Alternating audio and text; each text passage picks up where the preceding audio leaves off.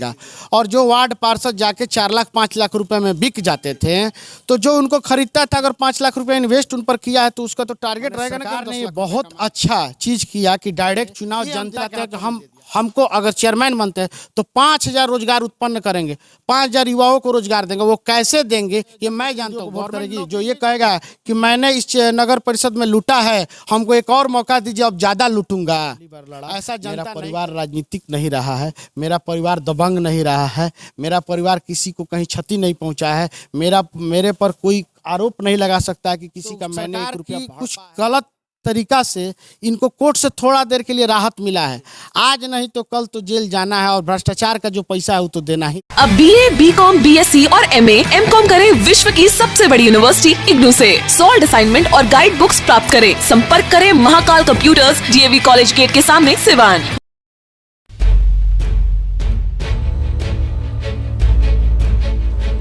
Thyroid, sugar और मोटापे से हैं परेशान तो मेट्रो हॉस्पिटल सिवान है एक बेहतर समाधान। डॉक्टर MS अहमद अंतर्राष्ट्रीय कुशलताओं के साथ दे रहे हैं सेवाएं। संपर्क करें centre point, Chakiya Bindusar road, Siwan.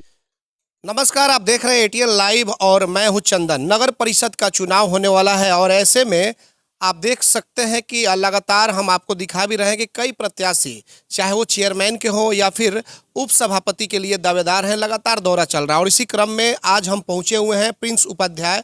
Prince Upadhyay जो चेहरा है यह शायद पहचान के मुहताज नहीं है, क्योंकि पिछले अगर चुनाव की हम बात कर लें, वार्ड संख्या 5 का जो चुनाव हुआ था नगर परिषद क्षेत्र सिवान का, उसमें वार्ड संख्या 5 काफ़ी चर्चा में रहा था, काफ़ी सुर्खियों में रहा था, तमाम तरह के बवाल हुए थे।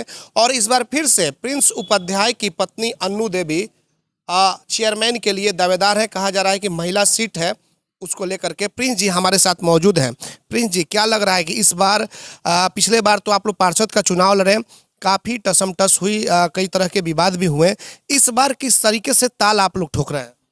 जी देखिए, चेयरमैन का चुनाव है और पूर्णतः हमारा मोटो, हमारा जो नगर परिषद का वार्ड था जहाँ से हम चुनाव लड़े थे, जहाँ मेरी हार हुई थी, और हार और जीत 52 वोट से हुआ था।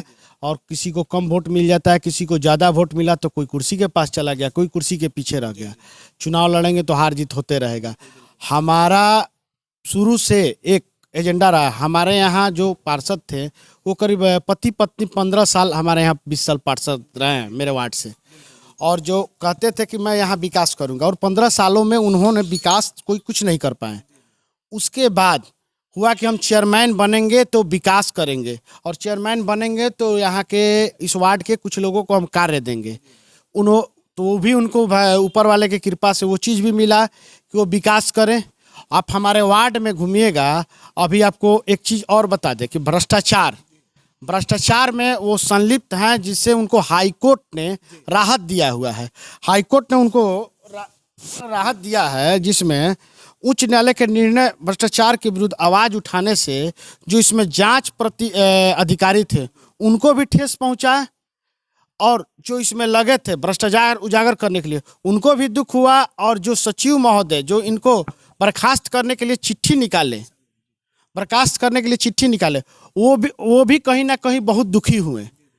अब पुलिस क्या करती है, अपराधियों को पकड़ती है और जेल भेजती है, जहां से प्रशासन कोर्ट उनको बेल दे देता है, जिससे प्रशासन का भी मनोबल टूटता है।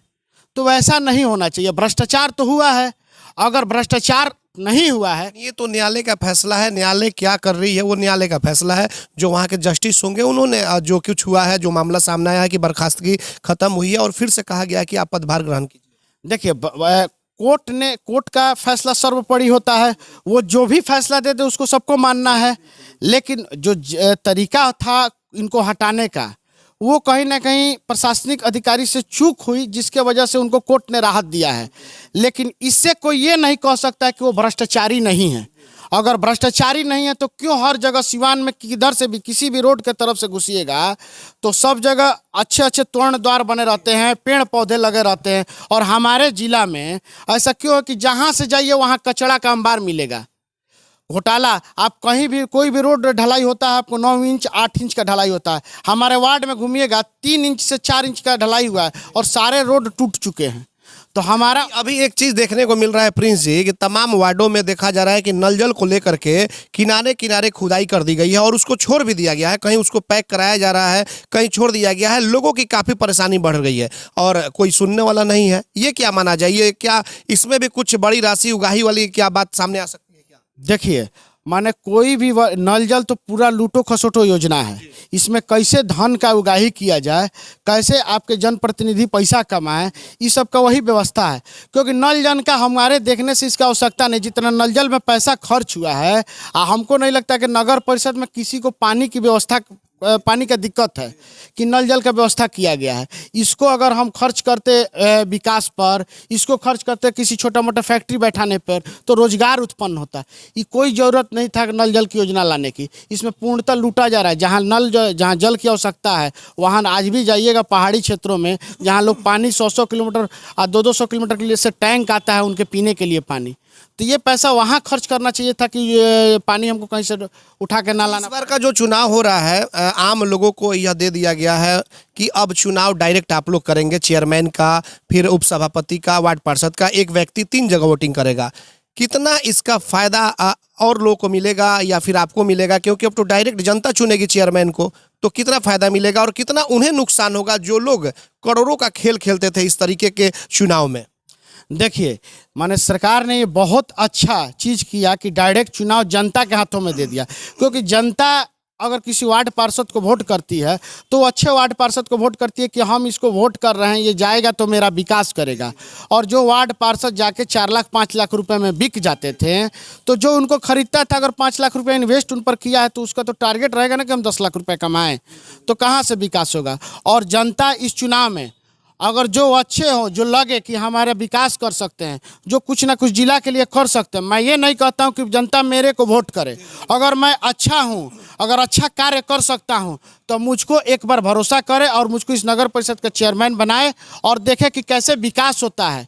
माने हम आपको ये जिला में आपके चैनल के माध्यम से ये हम दिलाते हैं कि हमको अगर चेयरमैन बनते हैं तो 5,000 रोजगार उत्पन्न करेंगे, 5,000 युवाओं को रोजगार देंगे। वो कैसे देंगे ये मैं जानता हूँ, गवर्नमेंट नौकरी नहीं दूंगा, लेकिन 5,000 ऐसी भी व्यवस्था है किसी को कहीं ना कहीं लगाकर उनको दाल रोटी के लिए व्यवस्था कर दी जाएगी। दाल रोटी से बेहतर होगा, अच्छी जिंदगी वो जी लेंगे। 5,000 लोगों का मैं रोजगार उत्पन्न कर दूंगा। प्रिंस जी, एक सवाल ये है कि अगर 15-20 साल पहले की अगर बात कर ले, 4 बार के अगर कार्यकाल की हम बात कर लें, तो जो भी चेयरमैन बने, हम नाम नहीं रखना चाहेंगे, अगर वो लोग इस बार मैदान में आते हैं तो क्या आपको लग रहा है कि जनता फिर से उनको मौका दे सकती है क्या? देखिए, जनता तो माने कभी भी भ्रष्टाचार के खिलाफ रही है। हम हो, आप हो, अपना मत उसी को देते हैं कि जो हमारा विकास करे। लेकिन होता क्या था, वार्ड पार्षद जाके बिक जाते थे और भ्रष्टाचारी लोग कब्जा हो जाते थे। क्या जनता उसी को वोट करेगी जो भ्रष्टाचार में संलिप्त नहीं होगा? क्या वैसे वोटरों को, वैसे जनप्रतिनिधियों को वोट करेगी जो ये कहेगा कि मैंने इस नगर परिषद में लूटा है, हमको एक और मौका दीजिए, अब ज़्यादा लूटूंगा? ऐसा जनता नहीं करेगी, किसी भ्रष्टाचारी को वोट नहीं करेगी। जनता देख रही, जो कूड़े का अंबार लगा रहा है, आप किसी भी वार्ड में चले जाइए, आपको कूड़ा का अंबार मिलेगा। तो जनता चाहेगी कि और कूड़ा का अंबार मेरे घर के सामने लगे? ये कभी नहीं। अब तो जनता को एक अच्छा मौका मिला है कि अच्छा जनप्रतिनिधि चुने और अच्छे जगह पर बैठाए। पिछले बार आपका जो वार्ड रहा, वार्ड संख्या 5, जहां से आप लोग चुनाव लड़े थे, वो हॉट सीट था। तो क्या माना जाए कि इस बार भी आप लोग चुनाव जब लड़ेंगे, मैदान में आ गए हैं, तो जाहिर सी बात है कि जो प्रतिद्वंदी लोग हैं वो लोग प्रिंस उपाध्याय या आपकी पत्नी को किसी भी हद तक नगर परिषद जाने से रोकेंगे? कैसे निपटेंगे इन तमाम चीज़ों को? देखिए, इससे हमको निपटना क्या है, इसके लिए जनता तैयार बैठी है।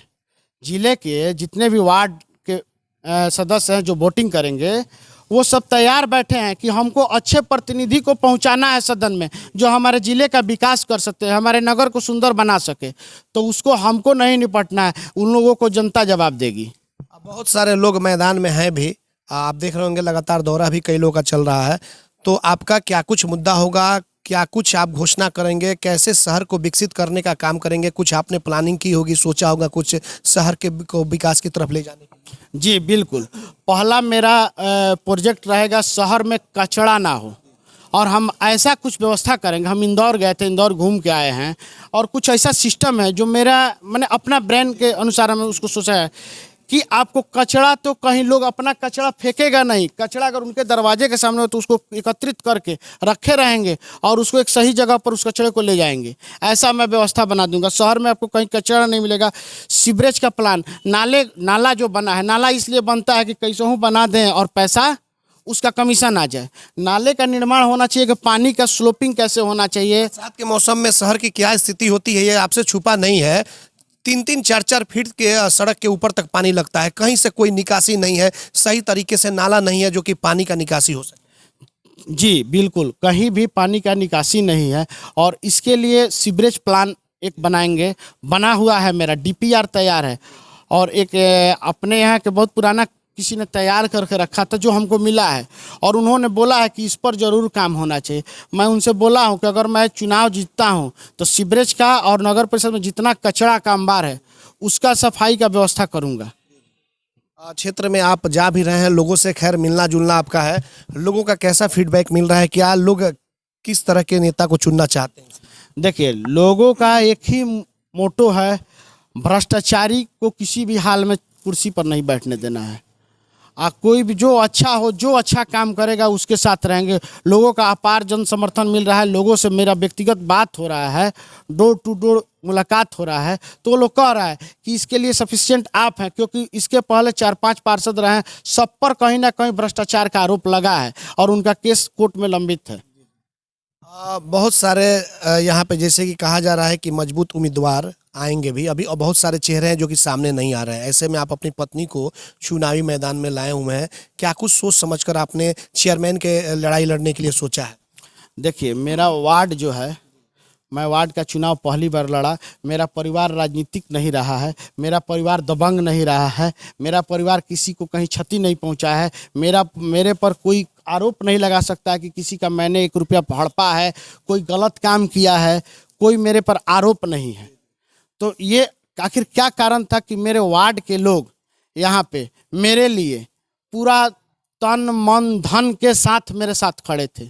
कुछ ना कुछ मेरा रहा होगा छवि अच्छा, इसलिए ना इतना लोग मेरे साथ थे। आपको 1 सप्ताह पहले मेरे पूरे गांव के लोग आए कि ना, हम लोग चुनाव चेयरमैन का लड़ना है। शहर के बहुत सारे कुछ व्यवसायी लोग मुझसे बोले हैं कि आप शहर का चुनाव लड़िए, नगर निकाय का, और शहर का विकास करिए।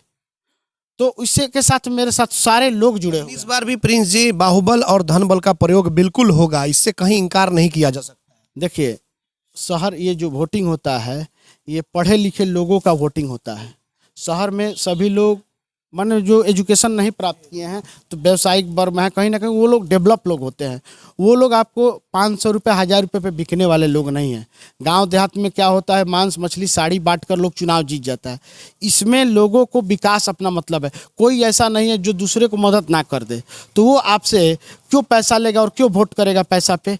तो इस पर धनबल काम नहीं आएगा, क्योंकि इसमें जो भी शहर में बसते हैं वो कहीं ना कहीं व्यवसाय से बसते हैं, कोई नौकरी पेशा वाले रहते हैं, अच्छे लोग रहते हैं। और गांव देहात में होता है क्या चुनाव कि वो लोग बस भाई वोट करना है, हमारा गांव का विकास हो। तो गांव ग्रामीण इलाकों में क्या होता है, दबंगई चलता है। शहर में दबंगई नहीं चलता है। जो ग्रामीण इलाका वहाँ दबंगई चलेगा, शहर में आपका कहीं दबंगई नहीं होगा, क्योंकि पुलिस प्रशासन की तुरंत व्यवस्था होती है, लोग जागरूक होते हैं। तो इस हिसाब से अच्छा माने लोग, और शहर के जो पार्षद बिकते थे, आपको जनता नहीं बिकेगा।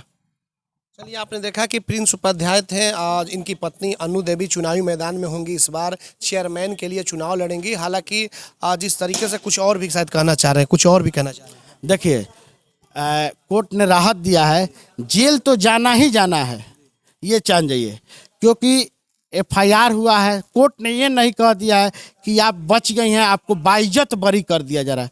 उसमें ये कहा गया है, कोर्ट का ऑर्डर है कि आपको गलत तरीका से चिट्ठी, मान लीजिए किसी पर FIR होता है, पुलिस अगर किसी को 5 दिन पहले जेल भेज दे या 5 दिन बाद FIR करे, तो कोर्ट तो सुनाएगा ही सुनाएगा। तो सरकार की कुछ गलत तरीका से इनको कोर्ट से थोड़ा देर के लिए राहत मिला है। आज नहीं तो कल तो जेल जाना है, और भ्रष्टाचार का जो पैसा है वो तो देना ही देना है इनको। खैर, न्यायालय का मामला है कि आगे क्या कुछ होगा। फिलहाल आपने देखा कि प्रिंस उपाध्याय से बातचीत हुई, इनकी पत्नी चुनावी मैदान में होंगी, चेयरमैन के लिए दावेदार होंगी। कई उम्मीदवार सामने आएंगे। देखना होगा कि इस बार जिस तरीके से लोगों को इस बार मिला है बिल्कुल स्वतंत्र होकर के अपने अपने कैंडिडेट को चुनने का, चेयरमैन बनाने का, फिर आपको डिप्टी चेयरमैन बनाने का, एक व्यक्ति 3 वोटिंग करेगा, पार्षद का भी करेगा। तो ऐसे में अब देखना होगा कि क्या तमाम चीज़ जिस तरीके से भ्रष्टाचार हावी रहा नगर परिषद में, उन तमाम चीज़ों को दरकिनार करते हुए और क्या लोग एक स्वच्छ छवि के किसी व्यक्ति को नेता चुनते हैं या नहीं है, तो खैर आने वाला वक्त ही बताएगा। हमारे सहयोगी प्रभात तिवारी के साथ चंदन कुमार, एटीएन लाइव सिवान।